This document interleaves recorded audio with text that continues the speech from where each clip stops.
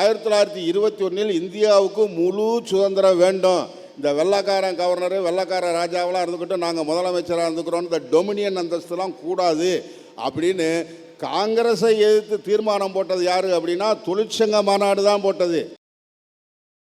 நம்முடைய அப்பனும் நம்முடைய தாத்தனும் நம்முடைய பாட்டனும் இன்னும் சொல்ல போனால் நம்முடைய அம்மாவும் நம்முடைய பாட்டியும் நம்ம பாட்டியோட அம்மாவும் ரத்தம் சிந்தி போராடித்தான் இந்த சட்டங்களை எல்லாம் ஒவ்வொன்றாக வாங்கினார். 1936 புதுச்சேரி சவானா மில்ல 12 பேரை இராணுவம் பிரெஞ்சு இராணுவம் புகுந்து சுட்டு கொன்னது 8 மணி நேரம் வேலை கட்டதுக்காக. 72க்கு அப்புறம் ஒரு புதிய மத்திய சட்டம் எதுவும் வரவில்லை. 82, 92, 2002, 2012, 2022 அப்புறம் ஒரு 53 வருஷமாக தொழிலாளர்களுடைய நலனுக்காக புதிய மத்திய சட்டம் என்பது ஒன்றுமே வரவில்லை.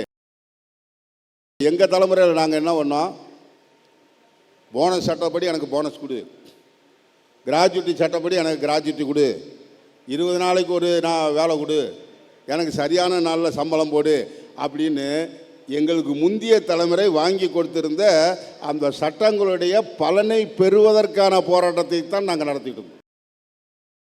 போன தலைமுறைக்கு முத்திர தலைமுறை அந்த அச்சம்லாம் கிடையாது. நான் மூத்த தலைமுறை, ஏன்னா நான் போன தலைமுறையிலையும் வேலை பார்த்தேன், என்னுடைய தலைமுறையுடைய வேலை பார்த்தேன், எனக்கு அடுத்த தலைமுறையோட வேலை பார்க்குறேன். போன தலைமுறை தொழிலாளி சொல்லுவான், தோழர் இவனை இந்த மில்லை நம்பியா எங்கள் அப்பனை ஆத்தாலும் என்னை பெற்று போட்டாங்க, போங்க தோழர் வந்தால் வருது போனால் போதும். பல சமயங்களில் நாங்கள் ஸ்ட்ரைக்குக்கு யோசிப்போம், அவன் சொல்லுவான் ஸ்ட்ரைக் பண்ணுவோம். நான் கேட்டிருக்கிறேன், ஸ்ட்ரைக் பண்ணுவோம் தோழர், நமக்கு கிடைச்சா கிடைக்கிது, கிடைக்காத போது எனக்கு அப்புறம் வேலைக்கு வரவனுக்கு கிடைக்கும்ல சொல்லி ஸ்ட்ரைக் பண்ணியிருக்கான். கிருஷ்ணாபுரத்தில் ஒரு பவுர்லூம் ஃபேக்ட்ரியில் முதலாக ஒரு அப்போ தான் மினி வேஜஸ் வந்துச்சு. நான் ஒரு ஒப்பந்தம் போட்டேன், அதில் அகவிலைப்படி வந்துச்சு. அதை கொண்டாட வேணும், கொண்டாட்டம்னா பெரிய கொண்டாட்டம் இல்லை, ஒரு கூடி நின்று சத்தம் போடுறது தான். அவர் கொண்டாட வேண்டும் என்று முடிவு செய்தார்கள். யாரை கூப்பிடுவதுன்னு முடிவு பண்ணாங்க. அந்த முதல்ல செல்லூரில் வந்து போராடி வந்து ஜெயிலுக்கு போனால 38 பேர், அந்த 38 பேரை கூட்டியாங்க தோட, அவனுக்கு தான் மாலை ஓடணும். கோட்ஸ் மில்லில் ஒரு கூட்டுறவு பண்டக சாலை இருந்தது. எப்போவாவது ஒருத்தர் 2 பேரும் 3 பேர் எப்போவாவது டிஸ்மிஸ் அல்லது சஸ்பென்ஷனில் இருப்பாங்க. தீபாவளி அன்னைக்கு அங்கே தான் போய் நம்ம தொழிலாளி துணி எடுப்பான் கூட்டுறவு பண்டக சாலையில். போய் உட்காந்து அந்த சங்கத்துடைய தலைவர் வந்து வர்றவனுக்கெல்லாம் வந்து ஒரு 1/2 மீட்டர் கூட போட்டு அதை எடுக்க மாட்டாங்க, கணக்கிலிட்டே வருவாங்க. ஆயிரக்கணக்கான 1/2 மீட்டர் போட்டால் எவ்வளவு துணி வரும்னு பாருங்கள். அவ்வளவு துணியை கொண்டு போய் எவன் முதல்ல டிஸ்மிஸ் ஆகி அல்லது சஸ்பெண்ட் ஆகி வழக்கு நடத்திட்டு இருக்கானா அவன் வீட்டில் கொண்டு போய் கொடுத்து, முதல்ல நீ தீபாவளி கொண்டாடு, அதுக்கப்புறம் நான் தீபாவளி கொண்டாடுறேன். பழைய தலைமுறை தொழிலாளர்லாம் வந்து உட்காந்துருந்தாங்க. அவங்க உட்காந்து பேசிட்டு இருப்பாங்க, நீ எத்தனை 8 நாள், ஒரு நாள் வேலைக்கு போகாமல் இருந்தால் 8 நாள் சம்பளம் பிடித்தான் இல்லையா, அதனால் நீ எத்தனை 8 நாள், நான் 4 8 நாள், நான் 5 8 நாள், நான் 8 வேலை 8 நாள் தெரியுமா, நான் 8 நாள். அதாவது தான் தண்டனை அடைந்ததை, தன்னுடைய சம்பளம் பிடித்தம் செய்யப்பட்டதை தன்னுடைய நெஞ்சில் குத்தின இராணுவ மெடல் மாதிரி நினச்சிக்கிட்டு எனக்கு தான் தண்டனை அடைந்தேன் என்பதான நான் தொழிலாளிங்கிற முறையில் பெருமை, நான் தொழிற்சங்கத்துக்காரங்கிற பெருமை. அதாவது உன் தொழிற்சாலையில் தொழிற்சங்கம்னு ஏதாவது ஒன்று இருந்தால் அதுக்கு நீ சொல்லு, சட்டத்திலே இருக்கு, ஒரு இடத்துல இல்லை பல இடத்துல இருக்கு. அப்படின்னா என்ன, அந்த சட்டத்தினுடைய நோக்கம் என்ன? தொழிற்சங்கம் என்பது ஏதாவது ஒன்று இருந்தால் அப்படின்னா அப்போ தொழிற்சங்கம் இருக்கக்கூடாது என்பதான அவருடைய நோக்கம். காலையில் சின்னியம்பாளையம் தியாகிகளுடைய கல்லறையிலே அல்லது நினைவிடத்தில் நாம் அஞ்சலி செலுத்தி விட்டு இந்த மாநாட்டை தொடங்கினோம். ஒரு பாதி பேர் வந்திருந்தாங்க, பாதி பேர் வரல. சின்னியம்பாளையம் தியாகிகளை பற்றி நாம் இங்கே கொஞ்சம் நினைவில் கொள்ள வேண்டும். பக்கத்தில் ரெங்கவிலாஸ் மில் அப்படிங்கிற ஒரு பஞ்சாலை இருக்குது. 1940ஆம் ஆண்டு அப்போ ஏஐடிசி ஒரே ஒரு தொழிற்சங்கம் தான், வேறு தொழிற்சங்கம் இல்லை. ஐஎன்டிசி கூட 47 தான் தொடங்குச்சு. அப்போ ஒரே தொழிற்சங்கம் தான். கடுமையான போராட்டம். முதலாளிகளுக்கு எப்படியாவது தொழிற்சங்கத்தை ஒழிக்க வேண்டும் என்ற ஒரு கண். அதில் ராஜி என்ற ஒரு பெண் தொழிலாளர், அப்போ பஞ்சாலைகளெல்லாம் சரிவாதி பேர் பெண்களாக இருந்தார்கள். பெண்களை திரட்டி தலைமை தாங்கக்கூடிய அற்புதமான வீராங்கனை அவர். பொன்னன்னு ஒரு ஆள், அவன் தான் கங்காணி. காந்தியை பற்றி பேசும்போது கோட்சேயை பற்றியும் பேசுகிற மாதிரி அந்த பொண்ணன் என்ன பண்ணுறான் அப்படின்னா, இந்த அம்மா காலையில் ஷிஃப்ட் முடிஞ்சு போகும்போது ஒரு குதிரை வண்டியை எடுத்துகிட்டு போய் ஒரு 5-6 பேர் சேர்ந்து அவங்களுடைய கையை கட்டி வாயில் துணியை திணிச்சு ஒரு தனியான ஒரு இடத்துக்கு கொண்டு போய் அவரை கூட்டு பாலியல் வன்முறைக்கு ஆளாக்குறாங்க. இது தெரிஞ்ச உடனே இங்கேருந்து சங்கத்தினுடைய தலைவர்கள் 4 பேர் அவனை புறப்பட்ட போகிறாங்க. அவனை போய் பிடிக்கிறாங்க. அவங்க தான் ரங்கண்ணன், ராமையன், சின்னையன், வெங்கடாச்சலா ஆகியவர்கள். இயல்பாகவே எப்படி கோபம் இருக்கும், அந்த கோபத்தில் அடிக்கிறாங்க. பெண்களும் சேர்ந்து அடிக்கிறாங்க. அவன் செத்து போகிறான். ஏதாவது ஒரு காரணம் கிடைக்குமா அப்படின்னு எதிர்பார்த்திருந்த மில் நிர்வாகத்துக்கு ஒரு கொலையே கிடைச்சிருச்சு. ஆகவே தொழிற்சங்கத்துக்கு தலைமை தாங்கிய இந்த 4 பேர் மேலேயும் வழக்கு தொடுக்கப்படுது. அவங்களுக்கு இங்கே தூக்கு தண்டனை வழங்கப்படுது. ஹைகோர்ட்டுக்கு போகிறாங்க. அப்பவும் தூக்கு தண்டனை உறுதிப்படுத்தப்படுகிறது. அப்போ சுப்ரீம் கோர்ட்டு கிடையாது. அப்போ லண்டனில் பிரிவி கவுன்சில் இருந்தது. பிரிவி கவுன்சிலில் போய் அப்பீல் பண்ணுறாங்க. பிரிவி கவுன்சிலில் சொல்கிறான், அந்த 4 பேரில் யாராவது ஒருத்தவங்க தானே கொண்டிருக்கணும், யார் ஒருத்தங்கிறத மட்டும் நீங்கள் 4 பேரில் யாராவது சொல்லிட்டீங்க அப்படின்னா அவனை தவிர மீதி 3 பேரையும் விட்டுடுறோம் அப்படின்னு சொல்கிறாங்க. 3 பேரும் 4 பேரில் யாரும் இன்னொருத்தரை இவர் தான் கொன்றாருன்னு சொல்லவில்லை. 4 பேருமே குற்றத்தை செய்யவில்லைங்கும் போது நாங்கள் ஒருத்தர் மேலே நாங்கள் சொல்ல மாட்டோம் அப்படின்னு மறுக்கிறாங்க. தூக்கு தண்டனை உறுதியாகுது. ஜனவரி மாதம் 8ஆம் தேதி 1946 வருடம், அது நடந்தது 6 வருடம் இந்த வழக்குகள் நடந்தது. 1946 அவர்கள் தூக்கு தண்டனை விதிக்கப்படுகிறார். அதுக்கு முந்தைய நாள் தோழர் பி ராமமூர்த்தியும் ஏஐடிசி தலைவர்களான பி ராமமூர்த்தி அவர்களும் பின்னால் கோயம்புத்தூரில் எம்பியாக இருந்த தோழர் ரமணி அவர்களும் நேராக போய் சந்திக்கிறாங்க. தோழர் ராமமூர்த்தி அவங்களை பார்த்த உடனே சின்ன வயது, இளம் வயது, 30 வயசு 28 வயசு, பார்த்த உடனே அவருக்கு கண்ணில் தண்ணி வருது. அப்போ அவங்க சொல்கிறாங்க, ஆகா செங்கொடிக்காக நாங்கள் சாகுறோம், நீங்கள் எதுக்கு எங்களை பற்றி கவலைப்படுறீங்க? இந்த மாதிரி இன்னும் 1000 பேர் தொழிற்சங்க இயக்கத்துக்கு வருவாங்க. உண்மையிலேயே நாங்கள் இயல்பாக செத்து போயிருந்தோம்னா எங்கள் பேரை எவனும் சொல்ல மாட்டான். ஆனால் இப்போது எங்கள் பெயரை இந்த தொழிலாளி வர்க்கம் இருக்கும் வரைக்கும் சொல்லும் அப்படின்னு அவங்க சொல்கிறாங்க. சொல்லிக்கிட்டு இருக்கோம்ல நம்ம. கடைசியாக இறுதி விருப்பம் என்ன அப்படின்னு கேட்டபோது எங்களையெல்லாம் ஒரே கூலியில் புதைக்கணும் அப்படின்னு சொன்னாங்க. அந்த சமாதிக்கு பக்கத்தில் தான் இந்த கூட்டம் இருக்குது. இந்த கூட்டம் நடந்து கொண்டு இருக்கிறது. பின்னாடி அதுக்கப்புறம் ஒரு வாரத்துக்குள்ளே தமிழ்நாட்டுக்கு வந்த இந்திய கம்யூனிஸ்ட் கட்சியினுடைய அன்றைய பொதுச் செயலாளர் தோழர் பிசி ஜோஷி அவர்கள் அவங்க அம்மாவை போய் பார்க்குறாங்க. பார்த்து சொல்லும்போது இவங்க இப்படி சொன்னாங்கன்னா, அவங்க அம்மா என்ன சொன்னாங்கன்னா, என் பிள்ளை போயிட்டான், ஆனால் நீங்கள் எல்லாமும் என் பிள்ளைங்க தானே, நீங்கள்லாம் இருந்து இந்த தொழிலாளிக்கு நல்லது செய்யுங்க, அதனால் நீங்கள்லாம் இருக்கும்போது உங்களை பார்க்கும்போது என் மகன் செத்த கவலை எனக்கு இல்லை அப்படின்னு சொன்னாங்க. அந்த கூட்டு பாலியலுக்கு உள்ளான ராஜி அவர்கள் இந்த 4 பேருக்கும் சொந்தம் இல்லை, அவங்க சாதி இல்லை, அவங்க யாருமே இல்லை. அவன் தொழிலாளி, என்னுடைய தொழிற்சங்கத்தை சேர்ந்த ஒரு ஆளை நீ இப்படி செய்வியாங்கிற கோபம்தான் அதை செய்ய வைத்தது.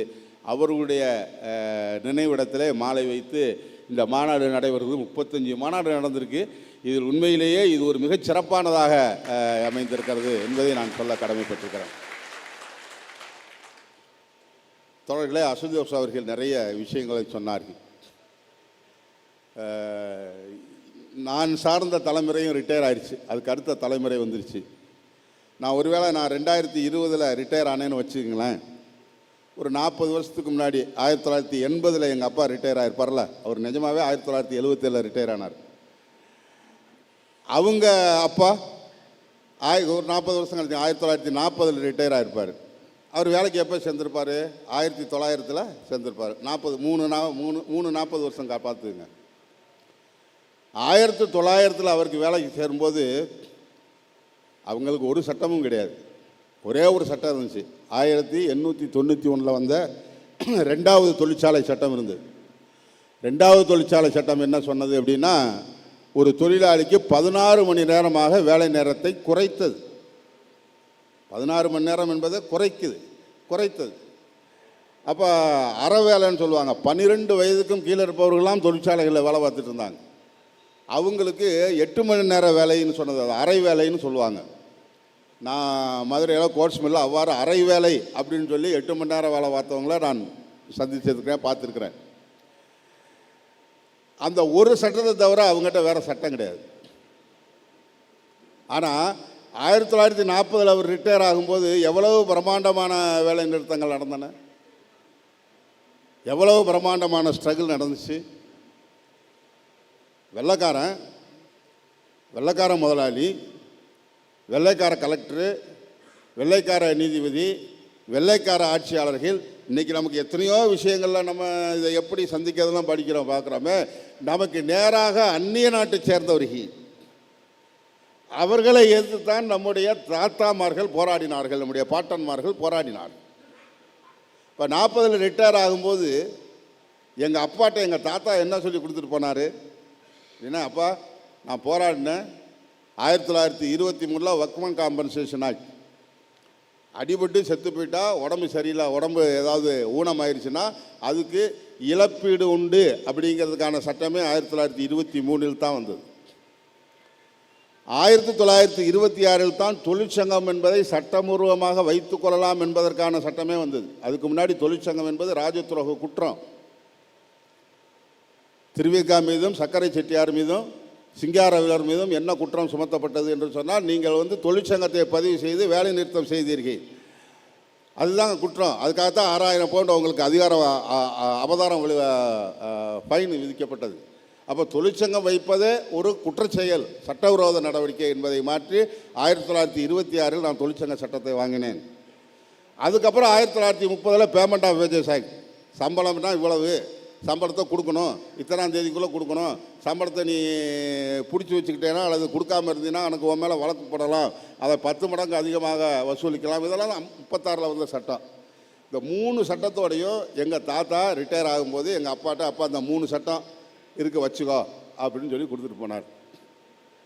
40க்கு அப்புறம் 1940க்கு அப்புறம் நடத்திய போராட்டங்கள், இந்தியாவுடைய விடுதலைக்கான போராட்டங்களில் எப்போது தொழிலாளர்கள் விடுதலை போராட்டத்தில் தங்களுடைய கரங்களை இணைத்து கொண்டார்களோ அப்போதுதான் இந்திய சுதந்திர போராட்டம் என்பது ஒரு வெகுஜன போராட்டமாக மாறியது. நம்ம மறந்துடக்கூடாது. 1926 வருஷம் ஏஐடியூசி தான். ஏஐடியூசி என்றால் நான் சார்ந்த அமைப்புங்கிறதுக்காக மட்டும் சொல்ல, நான் சார்ந்த மன்னிச்சுக்கணும், நான் சார்ந்த அமைப்பு அல்ல, இப்போது நீங்கள் எல்லாரும் சேர்ந்திருக்க அமைப்பு தான். ஆக ஏஐடியூசி என்பது அன்றைக்கு ஒரே ஒரு அமைப்பு, அதாவது இந்திய தொழிலாளி வர்க்கத்துடைய பிரதிநிதி. 1921 இந்தியாவுக்கு முழு சுதந்திரம் வேண்டும், இந்த வெள்ளைக்காரன் கவர்னரு வெள்ளைக்கார ராஜாவெல்லாம் இருந்துக்கிட்டு நாங்கள் முதலமைச்சராக இருந்துக்கிறோம், இந்த டொமினியன் அந்தஸ்துலாம் கூடாது அப்படின்னு காங்கிரஸை எதிர்த்து தீர்மானம் போட்டது யார் அப்படின்னா தொழிற்சங்க மாநாடு தான் போட்டது. முழு விடுதலை தான் வேணும். அது 1929 தான் காங்கிரஸ் ஏற்றுக்குச்சு.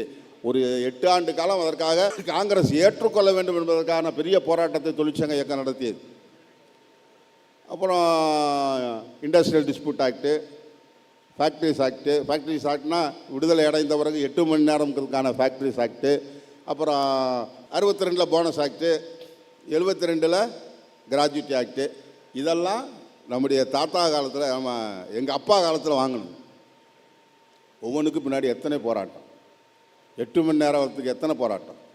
1936 புதுச்சேரி சவானா மில்ல 12 பேரை இராணுவம், பிரெஞ்சு இராணுவம் புகுந்து சுட்டு கொன்னது 8 மணி நேரம் வேலை கட்டதுக்காக.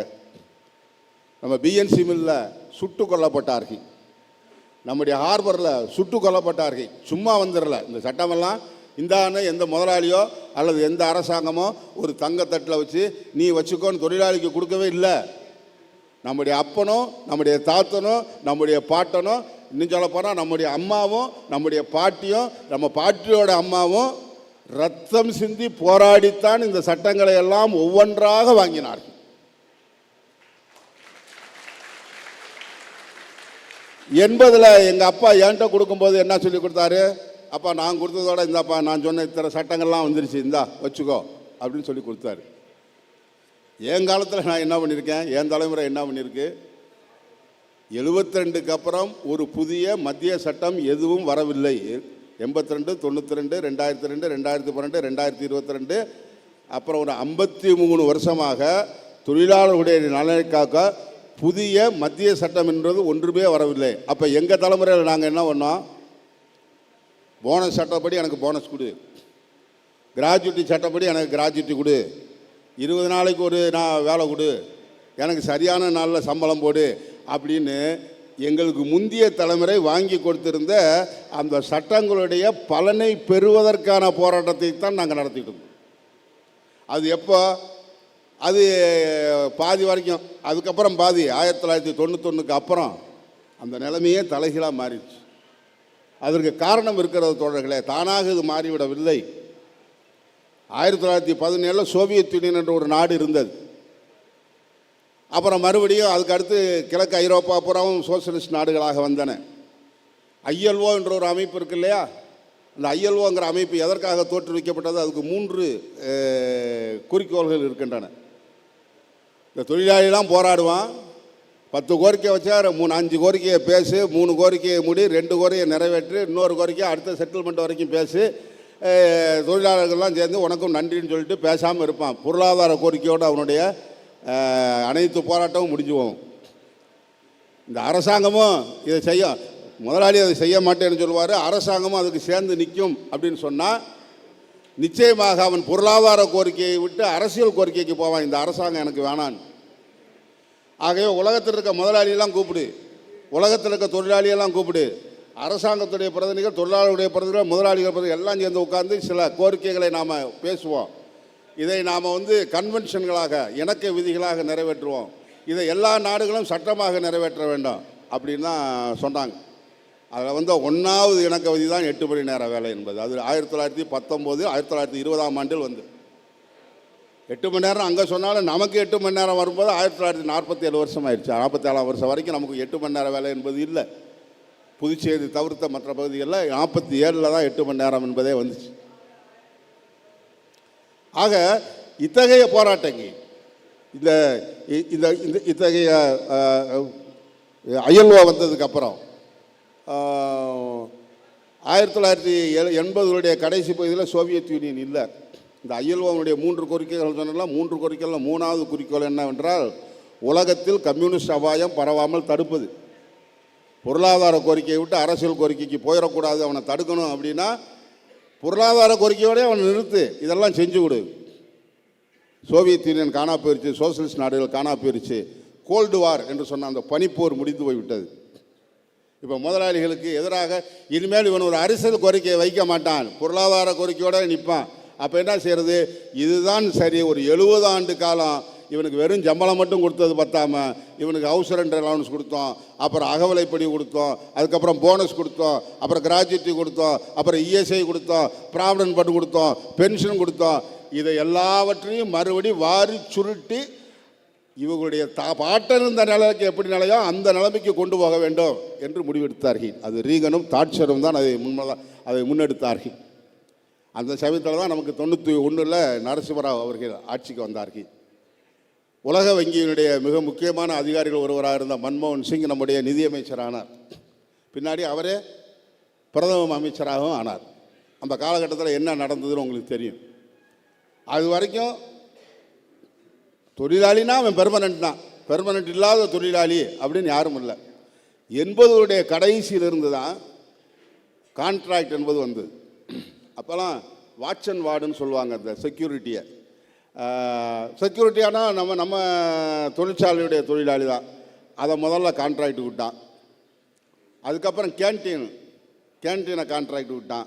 என்ன சொன்னான்னா கோர் ஒர்க், யார் மெஷினில் நின்று வேலை பார்க்குறானோ அவன் தான் நிரந்தரமாக இருக்கணும். இவெல்லாம் என்ன, இவெல்லாம் மிஷினோட உற்பத்தியோட நேரடியாக சம்மந்தப்படாத, இவனெல்லாம் கான்ட்ராக்ட் விட்டான். அதுக்கப்புறம் ஸ்வீப்பர். எனக்கே தெரியும், நான் பஞ்சாலைகளில், எங்கள் அப்பா பஞ்சாலை தொழிலாளி, நானும் பஞ்சாலை தொழிற்சங்கத்திலேருந்து வந்தவன். அப்போல்லாம் சங்கத்துக்கு ரொம்ப அழுத்தம் எங்கே வரும்னா, தோழர் என்னால் ஸ்பின்னராக வேலை பார்க்க முடியல, என்னால் டாஃபராக வேலை வாங்கல, உடம்பு சரியில்லை, ஸ்வீப்பராக வேலை வாங்கி கொடுங்க. ஏன்னா ஸ்வீப்பர் வேலைன்னா கொஞ்சம் ஈஸியான வேலை, ஸ்வீப்பராக வேலை வாங்கி கொடுங்க. இவனே கார்பரேஷனில் போய் ஸ்வீப்பர் வேலை கொடுத்தா வைப்பானா? அங்கே பார்க்க மாட்டான். ஆனால் மில்லுக்குள்ளே ஸ்வீப்பர் வேலை வேணும் அப்படின்னு கேட்பான். ஸ்வீப்பர் வேலை அதுவும் கான்ட்ராக்ட் போச்சு. அதுக்கப்புறம் கொஞ்சம் கொஞ்சமாக கான்ட்ராக்ட் வந்து இப்போது கிட்டத்தட்ட 40, 50, 60, 70, 80% மேல் கான்ட்ராக்ட் என்ற முறை வந்துச்சு. கான்ட்ராக்ட் வந்த பிறகு சும்மா இருந்தோமா? ஏன்னா கான்ட்ராக்டரும் ஒரு முதலாளி தான். கான்ட்ராக்டுக்கு மேலே வேலை தரக்கூடிய முதலாளி இருக்கிறார். எனக்கு சம்பளம் தரவில்லைன்னா, எனக்கு ஒர்க்மேன் காம்பன்சேஷன் தரலைன்னா, அல்லது எனக்கு வேறு மானிட்டரி பெனிஃபிட் கொடுக்கல அப்படின்னா, நான் மேலேயும் அந்த உண்மையான முதலாளி யாரோ அவனும் அந்த பிரின்சிபல் எம்ப்ளாயர் மேலும் 2 பேர் மேலேயும் சேர்த்து கேஸ் போடுவேன்.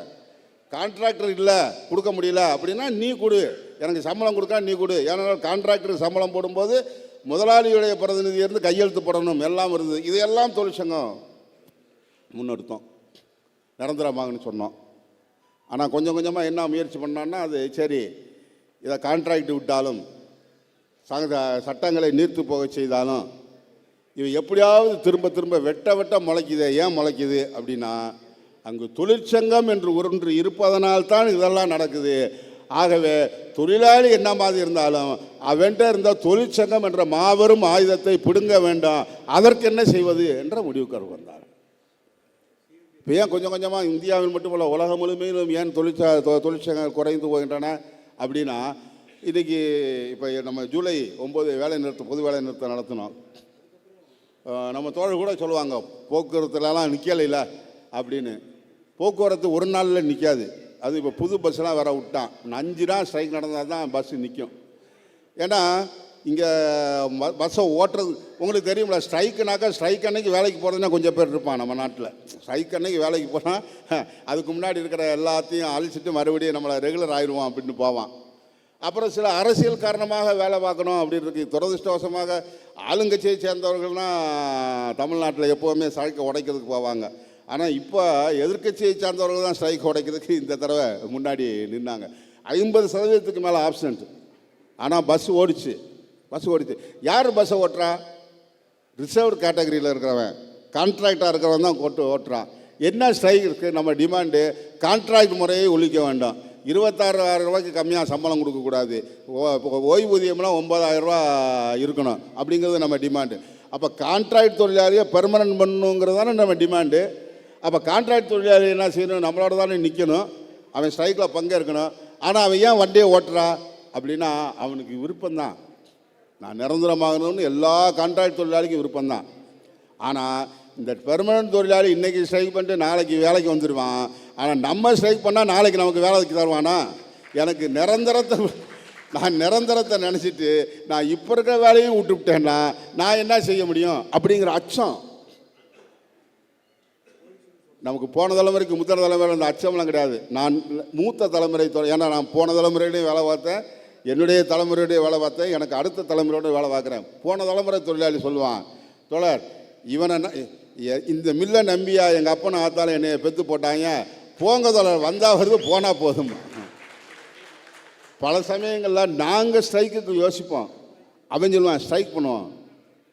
நான் கேட்டிருக்கிறேன், ஸ்ட்ரைக் பண்ணுவோம் தோழர், நமக்கு கிடைச்சா கிடைக்கிது, கிடைக்காத போது எனக்கு அப்பனை வேலைக்கு வரவனுக்கு கிடைக்கும்ல சொல்லி ஸ்ட்ரைக் பண்ணியிருக்கான். எனக்கு நன்றாக தெரியும், மதுரையில் செல்லூரில் இருக்கக்கூடிய பவர்லூம் தொழிலாளர்கள் ஸ்ட்ரைக் பண்ணாங்க, அகவிலைப்படி வேணும்னு சொல்லி.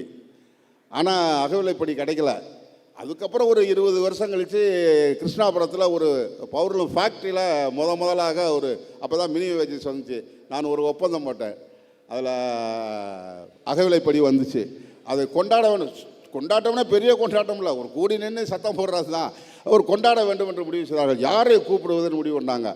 அந்த முதல்ல செல்லூரில் போராடி ஜெயிலுக்கு போனால 38 பேர், அந்த 38 பேரை கூட்டியாங்க தோட, அவனுக்கு தான் மாலை ஓடணும். நம்ம அதை கூட இப்போ கொஞ்சம் கொஞ்சமாக இழந்துக்கிட்டு இருக்கோம். எங்கள் அப்பா பஞ்சாலை தொழிலாளி, ஒரு சின்ன வீடு, ஒரு ஹாலு, ஒரு ரூமு, ஒரு முன்னாடி ஒரு வெராண்டா, பழசு திண்ணையாக இருந்திருக்கும், அது வெராண்டாவாயிருச்சு, ஒரு கிச்சன், அவ்வளோதான். இந்த ஹாலில் நிறையா ஒரு 15-20 சாமி படம் ஒட்டியிருக்கோம், பிள்ளையார், சரஸ்வதி, முருகன் எல்லாமும் ஒட்டியிருக்கும். அதோடு சேர்ந்து ஒரு மனிதனுடைய புகைப்படமும் இருக்கும் ஃபோட்டோவில். இந்த விரத நாள் அன்றைக்கெலாம் என்ன பண்ணுவாங்கன்னா, சூடம் சாம்பிராணிலாம் காமிச்சிட்டு எல்லாத்துக்கும் சந்தனம் வச்சு அதில் ஒரு பொட்டு வைப்பாங்க. இந்த இந்த இந்த மனிதர் இருக்கார், அவருக்கும் வைப்பாங்க. நான் சின்ன பிள்ளையார் ரொம்ப நாளாக அது ஒரு சாமி அப்படின்னு தான் நான் நினச்சிட்டு இருந்தேன். அது ஒரு சாமின்னு தான் நினச்சிருந்தேன். ஒரே ஒரு அடையாளம், நல்லா திக்கான மீசை வச்சுருப்பார், அவ்வளோதான். அப்புறம் தான் எனக்கு தெரியும் அது தோழர் ஜீவாவுடைய படம் என்பது. ஏனென்றால் எங்கள் அப்பா மகாலட்சுமி மில் தொழிலாளி. மகாலட்சுமி மில்லில் தோழர் பி ராமமூர்த்தி, தோழர் கேடிகே தங்கமணி, தோழர் ஜீவா, தோழர் முத்துராமலிங்க தேவர், இந்த 4 பேரும் தான் முதல்ல தொழிற்சங்கம் வச்சாங்க. அது காங்கிரஸுடைய பொருளாளரான அழகு சுந்தரம் செட்டியாருடைய மில்லு அது. அப்போ எங்கள் அப்பா கம்யூனிஸ்ட் கட்சிக்காரர் இல்லை, ஏஐடிசிக்காரர். அப்போ தனக்காக போராடின தலைவனை சாமியாக வச்சு சாமியோடு சேர்த்து வச்சு கும்பிடணும் அப்படிங்கிற மனநிலை இருந்துச்சுல்ல, அந்த மனநிலை நம்மகிட்ட இருந்து கொஞ்சம் கொஞ்சமாக விடை விட்டுக்கிட்டு இருக்கா இல்லையா? அது விடுது. தொழிலாளி தனக்காக போராடி டிஸ்மிஸ் ஆகிட்டான்னு வச்சுக்கோங்க. டிஸ்மிஸ் ஆகிட்டான்னா நிஜமாகவே அவனை சாமியாகவே கும்பிடுவான், சாமியாக கும்பிடுவான். நான் அந்த தொழிற்சங்கத்தில் கோட்ஸ் மில்லில் ஒரு கூட்டுறவு பண்டக சாலை இருந்தது. எப்போவாவது ஒருத்தர் 2 பேர் 3 பேர் எப்போவாவது டிஸ்மிஸ் அல்லது சஸ்பென்ஷனில் இருப்பாங்க. தீபாவளி அன்னைக்கு அங்கே தான் போய் நம்ம தொழிலாளி துணி எடுப்பான் கூட்டுறவு பண்டக சாலையில். போய் உட்காந்து அந்த சங்கத்துடைய தலைவர் வந்து வர்றவனுக்கெல்லாம் வந்து ஒரு 1/2 மீட்டர் கூட போட்டு அதை எடுக்க மாட்டாங்க, கணக்கிலிட்டே வருவாங்க. ஆயிரக்கணக்கான 1/2 மீட்டர் போட்டால் எவ்வளவு துணி வரும்னு பாருங்கள். அவ்வளவு துணியை கொண்டு போய் எவன் முதல்ல டிஸ்மிஸ் ஆகி அல்லது சஸ்பெண்ட் ஆகி வழக்கு நடத்திட்டு இருக்கானா அவன் வீட்டில் கொண்டு போய் கொடுத்து, முதல்ல நீ தீபாவளி கொண்டாடு, அதுக்கப்புறம் நான் தீபாவளி கொண்டாடுறேன். ஆனால் இப்போ டிஸ்மிஸ் ஆனால் நாங்கள் சொல்லுவோம், டிஸ்மிஸ் ஆனால் இனிமேல் தாடிலையும் வைக்காத, நல்லா ஷேவிங் பண்ணு, சட்டை அழுக்கு சட்டை போடாத, நல்லா அதாவது நான் சோகமாக இருக்கேன் அப்படின்னு சொல்லக்கூடாதுடா, நீ தைரியமாக நில்லு அப்படி. 72 கிராஜுவேட்டி சட்டம் வந்துச்சு, 84 வரைக்கும் அதில் வழக்கு நடந்துச்சு. அதாவது 15 நாள்னு சட்டத்தில் இருக்குது. 15 நாள்னா 15 நாளா 13 நாளா அப்படின்னு ஒரு கேஸு ரொம்ப நாள். 84 மறுபடியும் தீர்ப்பு வந்து 15 நாள் தான் சுப்ரீம் கோர்ட்டு சொல்லிருச்சு. அப்போவாது பரவாயில்ல, 72 போட்டது 84க்குள்ளே சொல்லிட்டா, இப்போ போட்டோம்னா சாகிற வரைக்கும் வராது தீர்ப்பு, அது வேறு விஷயம். வந்துருச்சு. பழைய தலைமுறை தொழிலாளர்லாம் வந்து உட்காந்துருந்தாங்க. அவங்க உட்காந்து பேசிட்டு இருப்பாங்க. நீ எத்தனை 8 நாள், ஒரு நாள் வேலைக்கு போகாமல் இருந்தால் 8 நாள் சம்பளம் பிடித்தான் இல்லையா? அதனால் நீ எத்தனை 8 நாள், நான் 4 8 நாள், நான் 5 8 நாள், நான் 8 வேலை 8 நாள் தெரியுமா, நான் 8 நாள். அதாவது தான் தண்டனை அடைந்ததை, தன்னுடைய சம்பளம் பிடித்தம் செய்யப்பட்டதை தன்னுடைய நெஞ்சில் குத்தின இராணுவ மெடல் மாதிரி நினச்சிக்கிட்டு எனக்கு தான் தண்டனை அடைந்தேன் என்பதான நான் தொழிலாளிங்கிற முறையில் பெருமை, நான் தொழிற்சங்கத்துக்காரங்கிற பெருமை அப்படின்னு. இப்போ நம்ம என்ன நினைக்கிறோம், இந்த அரசாங்கம் சரியில்லை, இந்த நிதி அமைச்சர் சரியில்லை அப்படின்னு. ஏன் இவங்களாம் எழுத்து நின்று ஒரு ஒரு ஒரு பொண்ணை கொண்டே கையை பிடிச்சி இழுத்தான்னா உன்னை வெட்டி கொல்லுவண்டான்னு போய் இந்த நின்று நான் கடைசி வரைக்கும் நான் ஒரே கொலையில் புதைக்கிற அளவுக்கு நான் சேர்ந்து நின்று சாவண்டா அப்படிங்கிற அந்த மூர்க்கத்தனமான வர்க்க பிடிப்பை நாம் இழந்ததுக்கு அப்புறம்தான் இந்த முறைகளெல்லாம் வருகிறது. இந்த முறைகளெல்லாம் வருது. இந்த 4 லேபர் கோடு வந்துருச்சு. 4 லேபர் கோடு தொழிற்சங்கம் இருக்குதா இல்லையா அப்படிங்கிறதே இப்போ ஒரு கேள்விக்குறியாக. உங்களுக்கு தெரியும், 9A ஒரு செக்ஷன் இருக்குல்ல ஐடி ஆக்டில். ஏதாவது ஒரு ஒர்க்கிங் கண்டிஷன் மாற்றுறதா இருந்தால் 21 நாளைக்கு முன்னாடி நம்ம சங்கத்துக்கு வந்து ஒரு நோட்டீஸ் கொடுக்கணும் அப்படிங்கிறது இருக்குது. புதிய சட்டத்தில் சொல்லியிருக்காங்க இதே மாதிரி சிலதில். It should be inform to the union, தொழிற்சங்கத்துக்கு தெரிவிக்க வேண்டாம். இது மட்டும் இல்லை, it should be inform to the union comma if any. உங்களுக்கு அர்த்தம் புரியுதா? அதாவது உன் தொழிற்சாலையில் தொழிற்சங்கம்னு ஏதாவது ஒன்று இருந்தால் அதுக்கு நீ சொல்லு. சட்டத்திலே இருக்கு, ஒரு இடத்துல இல்லை பல இடத்துல இருக்கு. அப்படின்னா என்ன, அந்த சட்டத்தினுடைய நோக்கம் என்ன? தொழிற்சங்கம் என்பது ஏதாவது ஒன்று இருந்தால் அப்படின்னா அப்போ தொழிற்சங்கம் இருக்கக்கூடாது என்பதான அவருடைய நோக்கம். இதுக்கு முன்னாடி முதலாளிகள் தப்பு பண்ணிட்டானா அவனுக்கு ஃபைனு, அவனுக்கு சிறை தண்டனைலாம் இருந்துச்சு. புதுக்கோட்டையில் அதெல்லாம் எடுத்துட்டான். ஆனால் தொழிற்சங்க தலைவர்களுக்கு ஃபைனு, சிறை தண்டனை எல்லாம் வந்திருக்கு. அது மட்டுமல்ல, தொழிற்சங்க தலைவரை நீ தொழிற்சங்க தலைவராக இருப்பதற்கு லாயக்கற்றவன் அப்படின்னு சொல்லி அவர்களை நீக்கி விடலாம் அப்படிங்கிறதும் வந்திருக்கு. ட்ரிபியூனல் நினச்சா நீ வந்து இனிமேல் தொழிற்சங்க தலைவராக இருக்கக்கூடாது என்று நீக்கி விடலாம் என்று வந்திருக்கு. தோழர் ஆர்கேயை நீங்கள் வந்து அசோக் லேலண்டில் அப்படி ஒரு தீர்ப்பு வந்துச்சு வைங்களேன், அப்புறம் ஆர்கே எந்த சங்கத்துக்குமே தலைவராக இருக்க முடியாது. அந்த சங்கத்துக்கு மட்டுமல்ல, எவ்வளவு மோசமான நிலைமையை நமக்குள் கொண்டு வந்து நிறுத்தியிருக்கிறார்கள் என்றார். ஆக நாம் பழைய தலைமுறையிலிருந்து கற்றுக்கொள்ள வேண்டும். அவங்க சொன்னாங்கள்ல வரக்கூடிய இளம் தலைமுறை, இந்த இளம் தலைமுறை இப்போ நான் அதுதான் சொல்ல வந்தேன். எங்கள் தாத்தா எங்கள் அப்பாட்ட கொடுத்தாரு, எங்கள் அப்பா என்கிட்ட கொடுத்தாரு, நான் உங்கள்கிட்ட கொடுத்தேன். நீங்கள் உங்கள் பிள்ளைகிட்ட என்ன கொடுக்க போகிறீங்க, என்னென்ன சட்டம்னு கொடுக்க போகிறீங்க, இந்த 4 சட்டத்தையுமே கொண்டாந்து கொடுக்க போகிறீங்க. அப்படின்னா நாம் தொழிலாளியான நாம் மனிதனாக இருப்பதற்கே தகுதியானவர்கள் அல்ல. ஆகவே எதிர்த்து நின்று முழங்க வேண்டிய, ஒன்றுபட வேண்டிய நிலைமை அது. ஆர்கே முன்னணியில் உங்கள்கிட்ட சேர்ந்து பேசுறதுக்கு இந்த வாய்ப்பு ஒரு மிகப்பெரிய வாய்ப்பு. எனக்கு மூத்த தலைவர்கள் கேட்டுக்க கூட என்னை போவான்னு சொல்லுவார். இவரோட ரொம்ப நெருங்கிய நண்பர் தோழர் கோபு என்னை போடா வாடான்னு தான் பேசுவார். அதில் எனக்கு ரொம்ப பெருமை. உண்மையிலேயே போடா வாடான்னு அவர் பேசினாருங்கிறது எனக்கு ரொம்ப பெருமை. அவங்கெல்லாம் திட்டுவாங்க, கண்டிப்பாங்க. இப்போ போவான்னு சொல்கிறது கூட நாதி இல்லாமல் போச்சு. கண்டிக்கிறது, திட்டுறது அப்படிங்கிறதையாவது நம்ம தலைவராகிட்டோம். இப்போவும் கூப்பிட்டு என்ன பண்ணிகிட்டு இருக்க அப்படின்னு கேட்கறதுக்கு தமிழ்நாட்டில் யாராவது ஒரு ஆள் எனக்கு இருக்காரு அப்படின்னா அது தோழர் ஆர்கே அவர்கள். போன ஸ்ட்ரைக் அப்போ முதலமைச்சரை சந்திக்கணும், அப்பாயின்மெண்ட் வாங்க அப்படின்னு சொன்னார். நான் அப்பாயின்மெண்ட் கொண்டு போய் கொடுத்து அவங்ககிட்ட கேட்டேன். அவரும் சரின்னு சொல்லிட்டாரு. ஆனால் தேதி கொடுக்கல. நான் ஏதோ ஒரு அவசரமான காரியமாக நான் டெல்லி போயிட்டேன். இவங்க அப்பாயின்மெண்ட் கொடுத்துட்டாங்க. ஆர்கே ஃபோன் போட்டு நான் டெல்லி இருந்தவனை கூப்பிட்டு திட்டினார். நீ சிஎம்கிட்ட வந்து அப்பாயின்மெண்ட் கேட்டு நீ வாட்டுக்கு டெல்லிக்கு போயிட்ட, ஓன்ட்ட வந்து சிஎம் வந்து அப்பாயின்மெண்ட் வாங்கணுமா, ஏன் போன நீ அப்படின்னாரு. உண்மையிலே ரொம்ப ரொம்ப மகிழ்ச்சி. இப்படி சொல்கிறதுக்கு தமிழ்நாட்டில் ஒரு ஆள் நமக்கு இருக்குது, நம்மளை கண்டிக்கிறதுக்கு. அப்படிப்பட்ட ஆர்கே இந்த அறிக்கையில் கூட இருக்குது. நீங்கள் தயவு செஞ்சு படிங்க. அறிக்கையில் கூட இருக்குது. வருஷம் சடங்கு பண்ணுற மாதிரி வேலை நிறுத்தம் பண்ணுறாங்க அப்படின்னு சொல்லி இதுலேயும் சொல்லப்பட்டிருக்கு. ஆனால் வேலை நிறுத்தம் செய்ய வேண்டும் என்று ஊர் ஊராக போய் முழங்குற நாங்கள் தலைமை தங்குற இடத்துலையே 50% 60% நடக்கும். சில சமயம் நடக்காமல் போயிடும். அல்லது லீவு போட்டு ஸ்ட்ரைக்குன்னு எங்கிட்டே போய் சொல்லுவாங்க. ஆனால் இந்த ஸ்ட்ரைக்கு சரியில்லை, இப்படி செய்ய வேண்டும், ஆனால் இது வந்து சடங்காக செய்கிறீங்க, இன்னும் மூர்க்கமாக செய்யணும் அப்படின்னு சொல்லக்கூடிய, இதை கிண்டல் பண்ணுற தோழர் ஆர்கே தலைமை வைக்கக்கூடிய எல்லா சங்கங்களிலும் 100% வேலை நிறுத்தம் நடக்கும். அதுதான் தோழர் ஆர்கே, அதுதான் WPTC ஏஐடிசியோடு இணைந்து கொள்வது என்ற முடிவை எடுத்தார்கள். நான் அஃபிலியேஷன் ஃபார்ம் கொண்டு வந்திருக்கேன். அதில் இந்த மேடையில் உட்காந்து தோழர் ஆர்கே கையெழுத்து போட்டு ஏஐடிசியோடு இணைவதற்கான அந்த விண்ணப்பத்தில் கையெழுத்திட வேண்டும் என்று கேட்டுக்கொள்கிறேன். நான் இதுக்கு முன்னாடியும் 3-4 மாநாடுகளில் WPTC மாநாட்டுக்கு வந்திருக்கேன். திரும்ப அழைப்பதற்காக, பேசுவதற்கு வாய்ப்பு தருவதற்காக என்னுடைய வணக்கம், நன்றி. எல்லாவற்றையும் தோழர் ஆர்கே அவர்களுடைய காலடியில் சமர்ப்பித்து உங்கள் அனைவருக்கும் நன்றி கூறி நிறைவு செய்கிறேன். வணக்கம்.